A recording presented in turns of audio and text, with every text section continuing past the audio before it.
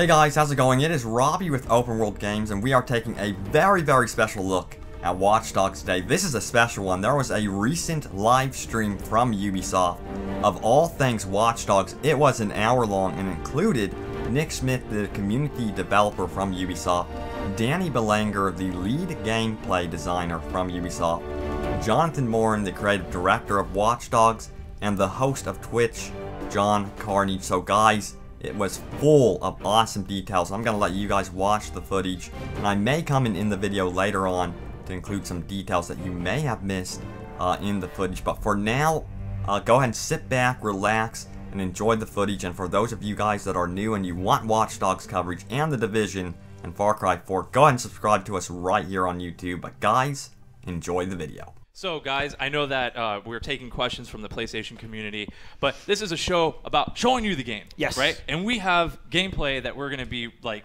going right into right now. And what are we going right into? We're going into tutorial, right? Yeah, well, basically what we're going to step in is basically PY, our demo, is just in the game right now, and he's walking around, as you can see. And we want to show a bit of the tools outside of hacking at first. So I know there's been a lot of questions from the community on how many guns will Aiden be able to use. So as you can see right now, if POI can open the weapon wheel, there you go.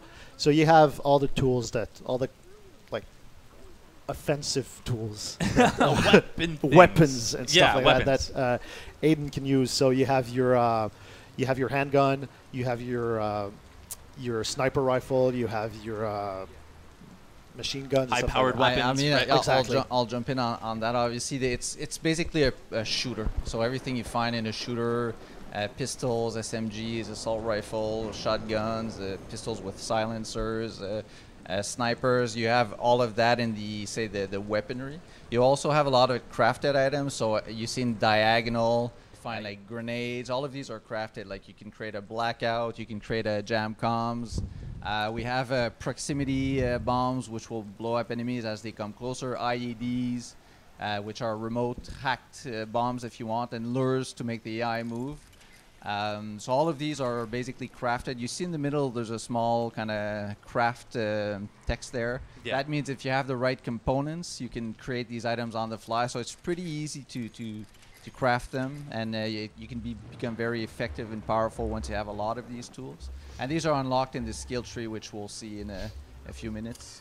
Yeah, skill tree is... Oh, something happened there. You want to open the skill tree? Yep. Basically, these are all the skills that Aiden has in the game. Just a small distinction on your bottom left, your notoriety skills.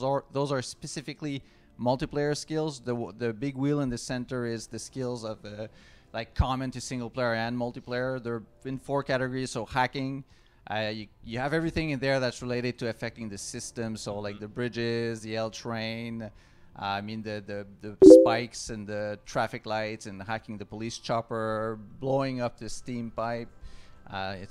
Look at that one. The video is pretty cool. Yeah. Now, if you're a beginning player, right, what would you say is the most versatile first step in leveling your character? I would highly recommend to buy hacking skills, because it's a game about hacking. Okay. So if you don't have hacking, you'll find the chases and the cops pretty tough. I also think if you move on to combat, this is everything that has to do with your resistance, having more demolition power. But on the left there, you have focus. Yes. Which is basically Aiden's ability for quick thinking. It can be used to help you while you're driving, while you're shooting, but especially help you to hack and be very effective. So you can kind of slow down time, look around, and choose the right hack if the chopper is after you, and you can hack the chopper. I mean, it becomes very effective to use that tool. So there's quite a lot. I don't want to go too much in detail, but if you go in crafting, go back one step UI. And crafting, these are all the tools we saw on the wheel, basically. So you'll find the lures of blackout and the. And I strongly suggest the explosive ones. Yes, because yeah. Once you meet the armored enemy, you'll be really happy you have those tools. Definitely. So it's a nice tip. We talked about that, so I think we can. Now I gotta ask, like, it reminds me of a DNA strand. Is there any similarities behind that? Right? Oh, you guys are all smiling. I don't know. It's not that your question is stupid. It's something else. No. It's just because no, it's actually interesting angle to look at it, but I don't think it's the way it's been inspired from. Like what really happened is we have an entire department that works on UD and MoGraph and all of that stuff.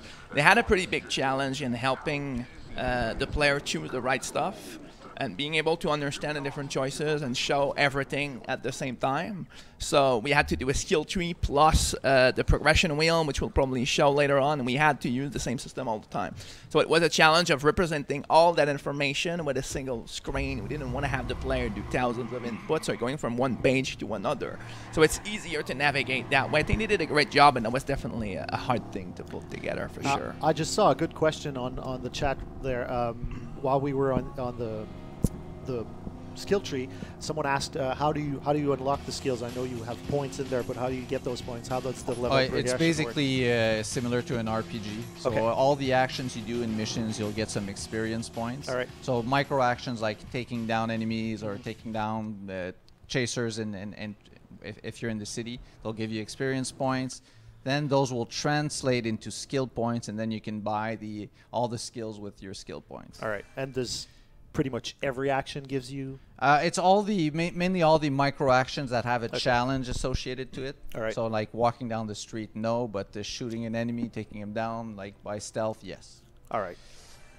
PY just showed the car on demand. I think it's a really nice tool because in the that's not a good sign. But it's a really good tool. Anything can happen. You can get into any car, right? Yeah, you can take any car, any vehicle you see. Actually, the thing with car on demand that's really cool. Yeah, now he triggered a chase. Yeah. Oh, good luck with that, PY. What's really cool about this is you can actually customize your driving experience. What I mean by that is, if you really like a car, you tried it, you found it randomly in the city. Well, you can actually unlock it through here and reuse that car, in your game, because it's difficult to, randomly pick a car you like if you're just roaming. So there's a lot of categories, but the more interesting ones I would say are the gameplay efficient ones like motorcycle, muscle cars, sport cars, performance as well.